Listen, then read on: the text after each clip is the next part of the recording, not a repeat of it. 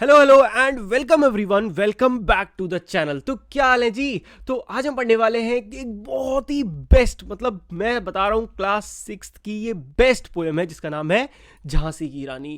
Class आपका ये chapter 10 है और आप अपनी मम्मी पापा भाई बड़ी बहन, जान पहचान की दीदी भैया कोई हो ना, उससे पूछोगे कि भैया ये झांसी की रानी आपने पोयम सुनी है, वो कहेगा यार क्यों नहीं सुनी, क्या मुझे तो याद भी है। सिंहासन हिल उठे राजवंशन प्रकृति तानी थी, बूढ़े भारत में आई फिर से नई जवानी थी। मतलब ये इस तरीके से हम सब ने भाई याद करी थी और मैं चाहता हूँ आप भी इसको याद कर लो यार। एक ना मोमेंट्स होते हैं, एक मेमोरीज होती हैं हर क्लास की। तो इस क्लास की आपकी ना ये मेमोरी है, तो फटाफट इसको बहुत अच्छे से पढ़ेंगे, जल्दी पढ़ेंगे क्योंकि ये सिंपल है। इसमें है क्या, रानी लक्ष्मीबाई की पैदा होने से लेके आपको एकदम कहाँ तक की उनकी वीर गति को प्राप्त होने तक की कहानी के बारे में बताया गया है। बड़ी अच्छी पोयम है। सिंहासन हिल उठे राजवंशों ने भ्रकुटी तानी थी, यानी कि सिंहासन जो यानी कि राजवंश जितने थे एकदम हिल उठे, कुछ गुस्सा हो गया। राजवंशों ने भ्रकुटी तानी थी, भ्रकुटी तानना मतलब गुस्सा करना। जो राजवंश थे अब उन क्रोध से भर गए थे। क्यों? क्योंकि जो अंग्रेज थे उन्होंने उनको गुलाम बना लिया था। बूढ़े भारत में आई फिर से नई जवानी थी, यानी कि वो भारत जो बूढ़ा हो गया था, एकदम लाचार हो गया था अंग्रेजों के लिए, अंग्रेजों ने उन्हें बना दिया था। अब उसमें फिर से नई जवानी आ चुकी थी। गुमी हुई आज़ादी की कीमत सबने पहचानी थी, दूर फिरंगी को करने की सबने मन में ठानी थी। यानी कि जो आज़ादी की कीमत, यानी कि आज़ादी की क्या वैल्यू है, हम भूल गए थे इस 200 साल की, किससे, 200 साल की गुलामी से। अब वो लोग पहचानने लग गए थे राजा, और वो विद्रोह करने लग गए थे। दूर फिरंगी को करने की सबने मन में ठानी थी। सबने मतलब ठान लिया था कि अब कुछ भी हो जाए इन फिरंगियों को दूर करना है। चमक उठी सन 57 में वो तलवार पुरानी थी, यानी कि 1857, यानी कि 1857 में जो ये तलवारें उठी वो तलवार पुरानी थी। ऐसा नहीं कि वो आज की, वो रखी थी, बट वो चमक उठी, मतलब लोगों ने अपनी अपनी तलवारें चमका ली, भाई अब तो लड़ना है। बुंदेले हर बोलों के मुंह हमने सुनी कहानी थी, खूब लड़ी मर्दानी वो तो झांसी वाली रानी थी। ये लाइन आपकी बार बार रिपीट होगी, इसका मतलब एक बार समझ लेते हैं और बार बार नहीं समझेंगे। बुंदेले हर बोलो, बुंदेले कौन, यानी कि बुंदेलखंड के, हर बोले कौन, जो कहानियां सुनाते रहते हैं डपली बजा बजा के। तो वो क्या करते हैं, आज भी अगर आप बुंदेलखंड जाओगे, आज से काफ़ी साल पहले, तो वो रानी लक्ष्मीबाई की इस कहानी को सुनाया करते थे। तो उससे ये पोयम बनी, बुंदेले हरबोलों के मुंह हमने सुनी कहानी। हमने किसके मुंह सुनी? इन हरबोलों के मुंह। क्या सुनी? कि खूब लड़ी मर्दानी वो तो झांसी वाली रानी थी, यानी कि वो बहुत अच्छा लड़ी थी। कौन लड़ी थी? झांसी वाली रानी, एकदम मर्दाना तरीके से। ठीक है, चलो अब पढ़ते हैं अगली लाइन। तो यहां से अब हम स्टार्ट कर रहे हैं लक्ष्मीबाई की एकदम बचपन की कहानी से शुरू करते हैं। कानपुर के नाना की मुंह बोली बहन छबीली थी, यानी कि कानपुर के जो नाना थे उनकी मुंह बोली बहन थी वो, कौन? लक्ष्मीबाई। और उनका बचपन का क्या नाम था? छबीली उनका नाम था। लक्ष्मीबाई नाम पिता का, लक्ष्मीबाई नाम पिता की वह संतान अकेली थी, यानी कि उनका क्या नाम था? लक्ष्मीबाई, और वो अपने माता पिता की अकेली संतान थी। नाना के संग पढ़ती थी वह, नाना के संग खेली थी, यानी कि वो नाना के ही संग पढ़ती थी। नाना साहब जो थे ना लखनऊ कानपुर के, और नाना के ही संग वो खेलती थी। और बर्छी ढाल कृपाण कटारी ये सब क्या है? लड़ने के औजार हैं, यही उसकी सहेली थी, मतलब यही सब उसको पसंद आता था। वीर शिवाजी की गाथाएं उसको याद जबानी थी, यानी कि महाराजा शिवाजी की जितनी भी कहानियां थी, गाथाएं थी जीत की, वो सब उसे जुबानी याद थी, इतने अच्छे से याद थी। उसके बाद तो बुंदेले हर बोलों के मुंह हमने सुनी कहानी थी, खूब लड़ी मर्दानी वो तो झांसी वाली रानी थी। सिंपल। चलो अगली लाइन देखते हैं। तो फटाफट हमने थोड़ा सा जूम कर लिया ताकि आप और आराम से पढ़ सकें। तो चलो अब देखते हैं।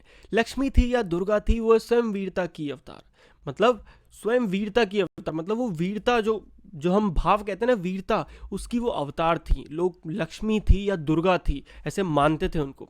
देख मराठे पुलकित होते, पुलकित होना मतलब खुश होना। मराठी लोग जब उसे देखते थे तलवारों के साथ, तलवारों के वार उनकी, तो वो बड़े खुश होते थे।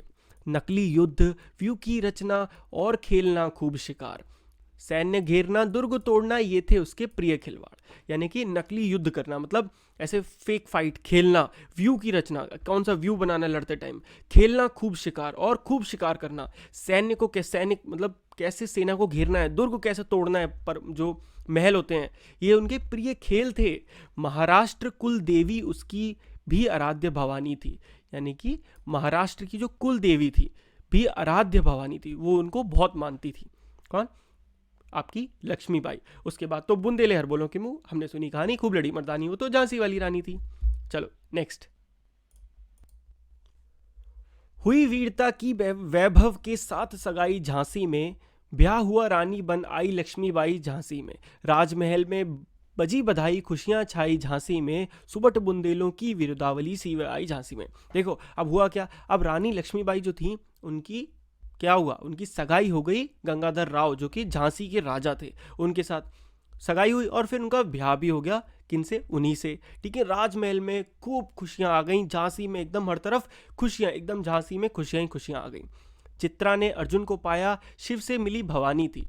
मतलब जैसे चित्रा ने अर्जुन को पाया था, जैसे चित्रा और अर्जुन की जोड़ी थी, शिव से मिली भवानी थी, जैसे शिव से भवानी, शिव और भवानी इनकी जो जोड़ी इस तरीके से कंपेयर किया जा रहा है, उसी तरीके से ऐसा लग रहा था कि शिव से भवानी मिल गई। मतलब रानी लक्ष्मीबाई और जो झांसी के राजा थे गंगाधर राव, उनकी जो जोड़ी थी वो। बुंदेले हर बोलों के मुंह, हमने सुनी कहानी, खूब लड़ी मर्दानी, वो तो झांसी वाली रानी थी। सिंपल ना, समझ में आ रहा है ना, समझ में बढ़िया आ रहा है ना, ओके ओके।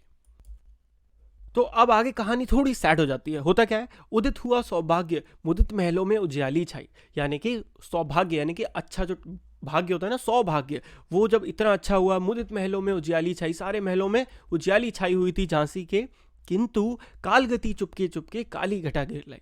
कालगति यानी कि समय, समय धीरे धीरे क्या, काली घटा, समय का बुरा समय ले आई। तीर चलाने वाले कर में उसे चूड़ियां कब भाई। मतलब जो हाथ तीर चलाते थे, किसके, रानी लक्ष्मीबाई के, उन हाथों में चूड़ियां कभी भी नहीं सूट करी थी। रानी विधवा हुई हाय, विधि को भी नहीं दया आई, यानी कि रानी विधवा हो गई, यानी कि राजा गंगाधर राव जो थे झांसी के, उनकी डेथ हो गई और उनका कोई बेटा नहीं था। निसंतान मरे राजा जी, रानी शोक समानी थी, यानी कि उनका और रानी लक्ष्मीबाई का कोई बेटा नहीं था और राजा चल दिए। विधि को भी दया नहीं आई, समझ गए ना, मतलब बहुत बुरा हुआ। उसके बाद सेम बुंदेले हर बोलोगे वो। ठीक है, चलो अब देखते हैं नेक्स्ट पैरा।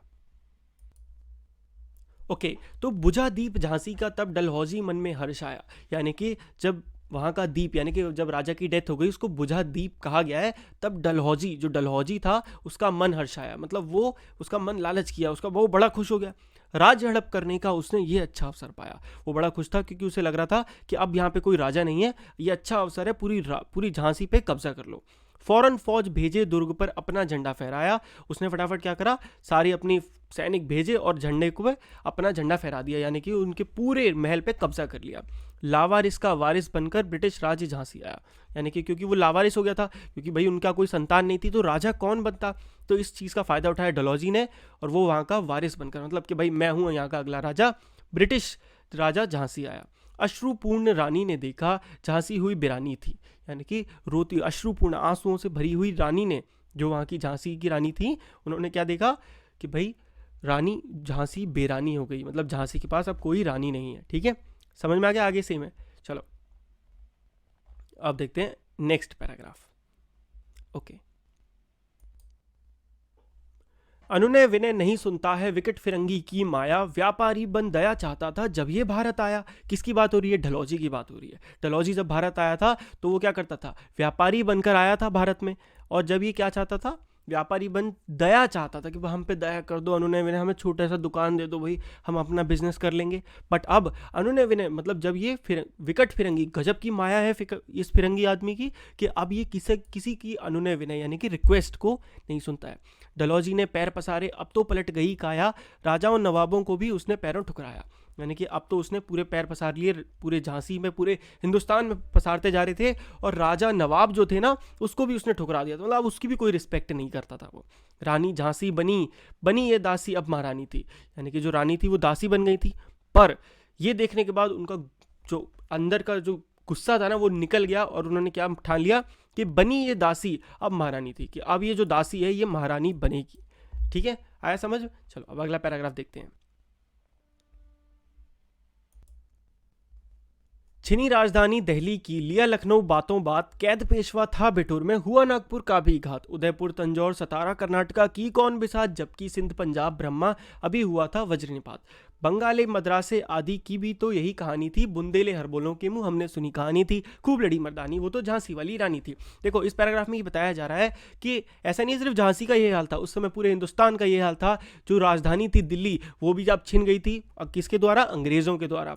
लखनऊ भी बातों बात चला गया था, पेशवा कैद थे बिटूर में, नागपुर का भी सेम हाल था, उदयपुर, तंजौर, सतारा, कर्नाटका, सिंध, पंजाब, ये सब जगह का सेम हाल था। सब जगह किन्होंने? इन अंग्रेजों ने हमें गुलाम बना लिया था। बंगाल, मद्रास, इन सब जगह का भी यही कहानी थी। ठीक है,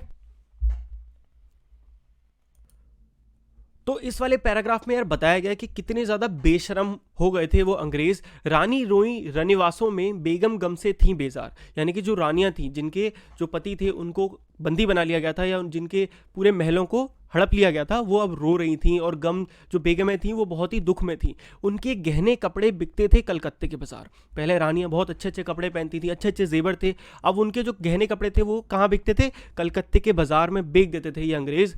सरेआम नीलाम छपते थे, यानी कि सरेआम उनकी नीलामी होती थी, किसमें? अंग्रेज़ों के अखबार में छाप देते थे कि भाई नागपुर के जेवर ले लो, लखनऊ के 9 लखा हार रानियों के खरीदो, इस पे कितने तुम पैसे लगा सकते हो। सोच रहे हो इतने वो बेशरम हो गए थे।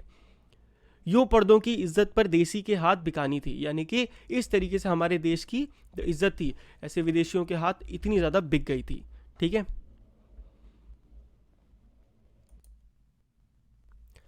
कुटियों में थी विषम वेदना, महलों में आहत अपमान, वीर सैनिकों के मन में था अपने पुरखों का अभिमान। नाना धुंधुपंत पेशवा जुटा रहा था सब सामान, बहन छबीली ने रणचंडी का कर दिया था प्रकट आह्वान। अब देखो ये बड़ा मजेदार यहाँ से शुरू होती कहानी। कुटियों में थी विषम वेदना, महलों में आहत, यानी कि चाहे कोई कुटिया में रहने वाला गरीब हो या कोई महलों में रहने वाला, सबके मन में इस समय गुस्सा था, आहत था, अपमान था, विषम वेदना थी, गुस्सा था। वीर सैनिकों के मन में था अपने पुरखों का अभिमान, यानी कि जो वीर सैनिक थे उनके मन में अब मतलब उनको लग रहा था कि यार हमारे जो वीर हमसे पुरखे थे वो हमारे बारे में क्या सोचेंगे। उनके अंदर अब अभिमान आ चुका था कि नहीं, हमें भी कुछ करना, हम भी लड़ेंगे। नाना धुंधु पंत पेशवा जुटा रहा था सब सामान। जो नाना थे वहाँ के पेशवा, वो सारा सामान जुटा रहे थे, किस लिए? लड़ने के लिए। बहन छबीली ने रणचंडी का कर दिया था प्रकट आह्वान, यानी कि क्यों? क्योंकि जो रानी लक्ष्मीबाई थी, जो इसको छबीली नाम से भी जाना जाता था, उसने अब अपना रणचंडी का रूप धारण कर लिया था, यानी काली माता का। मतलब उसने लड़ने की ठान ली थी और वो बहुत खतरनाक तरीके से सबसे लड़ने को तैयार थी। हुआ यज्ञ प्रारंभ, उन्हें तो सोई ज्योति जगानी थी, बुंदेले हर बोलों के मुंह हमने सुनी कहानी थी, खूब लड़ी मर्दानी वो तो झांसी वाली रानी थी। यानी कि उन्होंने ये यज्ञ प्रारंभ कर दिया था कि हमें सोई ज्योति जो थी, मतलब जो लोग सो चुके हैं, अब जगाना, और चाहे कुछ भी हो जाए अब हम अपनी झांसी को नहीं देंगे, हम लड़ेंगे, चाहे जो हो हम लड़ेंगे। ठीक है, चलो अब देखते हैं अगला पैराग्राफ। तो अब ऐसा तो है नहीं सिर्फ झांसी में लोग परेशान थे, भाई लोग पूरे देश में परेशान थे। तो महलों ने दी आग, झोपड़ी ने ज्वाला सुलगाई थी, यानी कि महलों में भी रहने वाले और झोपड़ी में रहने वाले सब मिलके आगे आ चुके थे इस लड़ाई में। ये स्वतंत्रता की चिंगारी अंतर्मन से आई थी, क्योंकि ये स्वतंत्रता की जो चिंगारी थी अपने मन में, ये हर इंसान के अपने अंदर से आई थी, उसमें जो वो देख रहा था देश में उससे आई थी। झांसी चेती, दिल्ली चेती, लखनऊ लपेटे छाई थी, यानी कि झांसी, दिल्ली, लखनऊ, मेरठ, कानपुर, पटना में भी धूम मची हुई थी। मतलब हर तरफ बस विद्रोह विद्रोह का माहौल था कि अब इनको बाहर निकालना है। जबलपुर, कोल्हापुर में भी यही कुछ हलचल मची हुई थी। ठीक है, चलो यहां तक एकदम बढ़िया समझ में आ रही है ना। चलो इस स्वतंत्रता महायज्ञ में कई वीरवर आए काम। नाना धुंधुपंत, तातियां, चतुर, अजीमुल्ला सरनाम, अहमद शाह मौलवी, ठाकुर कुंवर सिंह, सैनिक अभिराम, भारत के इतिहास गगन में अमर रहेंगे जिनके नाम। तो ये सारे वो लोग थे जिन्होंने इस लड़ाई में बहुत बड़े बड़े योगदान दिए, लेकिन आज जो कहलाती उनकी जो कुर्बानी थी, बुंदेले हर बोलों के मुंह हमने सुनी कहानी थी। मतलब उस समय के टाइम पे जो जुर्म किया था उन्होंने, अंग्रेजों की सरकार के खिलाफ लड़ना, पर वो उनकी क्या है, उनकी कुर्बानी है हमें आज़ाद कराने के लिए। अगर वो ये नहीं करते तो शायद आज हम आज़ाद ना होते। तो इसीलिए उनका जो नाम है सदा सदा हमारी हिस्ट्री में लिया जाएगा और अमर रहेगा। इनकी गाथा छोड़ चले हम झांसी के मैदानों में। यानी कि अभी हम जिनकी गाथा सुन रहे थे इन बड़े लोगों की, इनकी गाथा छोड़ के चलो कहाँ चलते हैं, झांसी के मैदानों में। क्योंकि वहाँ क्या हो रहा है, जहाँ खड़ी है लक्ष्मीबाई मर्द बनी मर्दानों में। क्योंकि वहाँ झांसी के लिए लड़ाई चल रही है, किनके बीच, लक्ष्मीबाई के बीच और अंग्रेजों के बीच। जहाँ खड़ी है लक्ष्मीबाई मर्द बनी मर्दानों में, मतलब इतने सारे मर्दों के बीच में झांसी लक्ष्मीबाई जो कि एक औरत थी, मर्दों की तरह खड़ी थी। लेफ्टिनेंट वॉकर आ पहुंचा, आगे बढ़ा जवानों में, रानी ने तलवार खींच ली, हुआ द्वंद आसमानों में। यानी कि लेफ्टिनेंट वॉकर जो सामने से आ गया था लड़ने, आगे बढ़ा जवानों में, यानी कि अपने सारे जवानों में वो आगे बढ़ा और लड़ाई हुई। रानी ने तलवार निकाली, द्वंद हुआ, मतलब खूब कूद कूद के लड़ाइयाँ हुई। जख्मी होकर वॉकर भागा, उसे अजब हैरानी थी। यानी कि हुआ क्या, लड़ाई में कौन जीता, जो वॉकर था, जो अंग्रेज थे, उनको धूल चटा दी रानी लक्ष्मीबाई ने और वो बेचारे वापस भाग गए। उन्हें बड़ा अजब हुआ कि कैसे ये रानी लक्ष्मीबाई इतनी खतरनाक मर्दों के बीच में इतना अच्छा लड़ रही है, औरतों के भी। ठीक है। रानी बड़ी कालपी आई, कर 100 मील निरंतर पार, घोड़ा थक कर गिरा भूमि पर, गया स्वर्ग तत्काल सिधार। यानी कि अब रानी जो थी वो लगातार लड़ती जा रही थी, लड़ के वो आगे बढ़ती जा रही थी। वो कहाँ पहुंची, कालपी पहुंची। 100 मील यानी कि लगभग 100 किलोमीटर का निरंतर अपने घोड़े को लगातार चला के, 100 किलोमीटर, जिससे उनका घोड़ा जो था वो थक कर भूमि पर गिरा और स्वर्ग सिधार गया। यमुना तट पर अंग्रेजों ने फिर खाई रानी से हार। यानी कि यमुना तट पर वो फिर से आए अंग्रेज लड़ने, उनके सैनिक, और रानी ने उन्हें फिर से हरा दिया। विजय रानी आगे चल दी, किया ग्वालियर पर अधिकार। यानी कि विजय रानी जो थी वो कहाँ गई, ग्वालियर पर। वो उसके बाद कहाँ पहुंच गई, ग्वालियर पर। अंग्रेजों के मित्र सिंधिया ने छोड़ी राजधानी थी। पर हुआ क्या, वहां पर जो अंग्रेज सिंधिया जो था वहां ग्वालियर में रहने वाला, उसने क्या करा, अंग्रेजों से मित्रता कर ली और हमारे देश के साथ उसने धोखा किया और अपनी राजधानी को छोड़ दिया। और पूरा जो वहां पे, जिस समय वहां पे झांसी की रानी थी और उन पे हमला करने के लिए उसने सब बता दिया कि इस समय तुम यहाँ पे जाके इन पे हमला कर दो। ठीक है। विजय मिली पर अंग्रेजों की फिर सेना घिर आई थी। अब के जनरल स्मिथ सन्मुखा था, उसने मुंह की खाई थी। काना और मंदरा सखियां रानी के संग आई थीं, युद्ध क्षेत्र में उन दोनों ने भारी मार मचाई थी। अब हुआ क्या, देखो वहां से जब लड़ाई हुई, कहां पर आपकी, कहां चल रहा था, बुंद, कहाँ की चल रही थी ये लड़ाई, मैं तो भाई यही भूल गया, ग्वालियर पे। हाँ जी हाँ जी। तो ग्वालियर पे जब ये लड़ाई चल रही थी, उसके बाद वहां पे रानी को विजय मिली, मतलब रानी वहां से लड़ी सेना पर, अंग्रेजों की सेना फिर से घिराई। और अब की बार कौन आया, जनरल स्मिथ सन्मुखा, यानी कि साथ आया। पर उसने भी मुंह की खाई, रानी ने उसको भी हरा दिया। काना और मंदरा जो कि रानी की दो सखियां थी, फ्रेंड थी, वो भी दोनों साथ में लड़ रही थी और उन्होंने युद्ध क्षेत्र में उन दोनों ने भारी मार मचाई। यानी कि उन दोनों ने बहुत अच्छे से लड़ाई करी और बहुत लोगों को मारा। पर पीछे यूरोज आ गया, हाय घिरी अब रानी थी, मुंदेले हर बोलों के मुंह हमने सुनी कहानी थी, खूब लड़ी मर्दानी वो तो झांसी वाली रानी थी। यानी कि रानी एक तरफ से बहुत पूरी जान लगा के लड़ रही हैं, बट पीछे से यूरोज नाम का एक और अंग्रेज अपनी पूरी सेना लेके पीछे से आ गया। तो भी रानी मार काट कर चलती बनी सैन्य के पार, किंतु सामने नाला आया, था ये संकट विषम अपार। घोड़ा अड़ा, नया घोड़ा था, इतने में आ गए सवार, रानी एक, शत्रु बहुतेरे, होने लगे वार पर वार। घायल होकर गिरी सिंगनी, उसे वीर गति पानी थी, बुंदेले हर बोलों के मुंह हमने सुनी कहानी थी, खूब लड़ी मर्दानी वो तो झांसी वाली रानी थी। सबसे सैड लाइन यार यही है। तो हुआ क्या, तो भी रानी मार काट कर, तब भी रानी क्या था, मार काट कर जैसे तैसे चलती बनी सैन्य के पार, मतलब पार निकल गई उस सैनिक के। किंतु सामने आया नाला, किंतु सामने एक नाला आ गया, था ये संकट विषम अपार। पर ये संकट जो था काफ़ी बड़ा था। क्यों, क्योंकि घोड़ा अड़ा और नया घोड़ा था, वो नया घोड़ा था, इतना एक्सपीरियंस नहीं था, तो वो उसके बाहर नहीं कूद पाया, वहीं पे गिर गया। इतने में आ गए सवार, कौन आ गए सवार, रानी एक, शत्रु बतेरे, बहुत सारे सवार जो घुड़सवार थे वो आ गए, रानी एक थी और बहुत सारे शत्रु थे, होने लगे वार पर वार, मतलब रानी पे लगातार वार किए गए। घायल होकर गिरी सिंगनी, मतलब उनको वीर गति प्राप्त हुई और वो गिर गई। सिंगनी यानी कि शेरनी, उसे वीर गति पानी थी। बुंदेले हर बोलों के मुंह हमने सुनी कहानी थी, खूब लड़ी मर्दानी वो तो झांसी वाली थी। रानी गई सिधार, चिता अब उसकी दिव्य सवारी थी, मिला तेज से तेज, तेज की वह सच्ची अधिकारी थी। अभी उम्र कुल 23 की थी, मनुज नहीं अवतारी थी, हमको जीवित करने आई, बन स्वतंत्रता नारी थी। दिखा गई पथ, सिखा गई हमको, जो सीख सिखानी थी, बुंदेले हर बोलों के मुंह हमने सुनी कहानी थी, खूब लड़ी मर्दानी वो तो झांसी वाली रानी थी। तो अब रानी को जाना था, वो तो चली गई, रानी स्वर्ग से धार गई। चिता अब उसकी दिव्य सवारी थी, यानी कि जिसपे वो जा रही थी, चिता जो थी वो क्या थी, दिव्य सवारी, यानी कि जिसपे भगवान सवार रहते हैं। मिला तेज से तेज, तेज की वह सच्ची अधिकारी थी, यानी कि तेज यानी कि जो गर्मी है उसकी वो सच्ची अधिकारी। अभी उम्र कुल 23 की थी, सोचो मात्र 23 साल की थी। मनुज यानी कि इंसान, ये मनुज नहीं अवतारी थी, कि वो अवतार थी। हमको जीवित करने आई बन स्वतंत्रता नारी थी, मतलब हमको जीवित करने आई थी क्या बन के, स्वतंत्रता नारी। मतलब 1857 में जो उन्होंने क्रांति करी वो भले ही विफल हो गई, बट उन्होंने ये जो आग थी सबके अंदर मन में जला दी थी, किसकी, स्वतंत्रता की। दिखा गई पथ, सिखा गई हमको जो सीख सिखानी थी, मतलब जो भी उसको सिखाना था वो हमको सिखा के चली गई। ठीक है, जाओ रानी याद रखेंगे हम कृतज्ञ भारतवासी, यह तेरा बलिदान जगावेगा स्वतंत्रता अविनाशी। होवे चुप इतिहास लगे सच्चाई को चाहे फांसी, हो मदमाती विजय मिटा दे गोलों से चाहे झांसी। तेरा स्मारक तू ही होगी, तू तू खुद अमिट निशानी थी, बुंदेले हर बोलों के मुंह हमने सुनी कहानी थी, खूब लड़ी मर्दानी वो तो झांसी वाली रानी थी। तो क्या मतलब इस पैराग्राफ का, कि जाओ रानी याद रखेंगे हम कृतज्ञ भारतवासी, मतलब आप चली गई हैं पर आपने जो कृतज्ञता हम पे जो एहसान किए वो हम कभी नहीं भूल सकते। ये तेरा बलिदान जगावेगा स्वतंत्रता अविनाशी, मतलब तुम्हारा ये जो बलिदान था ये स्वतंत्रता अविनाशी को जगा देगा सबको। होवे चुप इतिहास लगे सच्चाई को चाहे फांसी, चाहे इतिहास को कितना भी दबा लिया जाए या सच्चाई को कितनी भी फांसी लगा जाए। हो मदमाती विजय मिटा दे गोलों से चाहे फांसी, चाहे कुछ भी हो जाए, कोई भी जीत जाए, चाहे फांसी को तुम मैप से मिटा दो, फिर भी तेरा स्मारक तू ही होगी, मतलब जो आपकी रिस्पेक्ट है वो कभी खत्म नहीं होगी। तू खुद अमिट निशानी थी, मतलब तू खुद एक ऐसी निशानी है जिसको मिटाया ही नहीं जा सकता। बुंदेले हर बोलों के मुंह हमने सुनी कहानी थी, खूब लड़ी मर्दानी वो तो झांसी वाली रानी थी।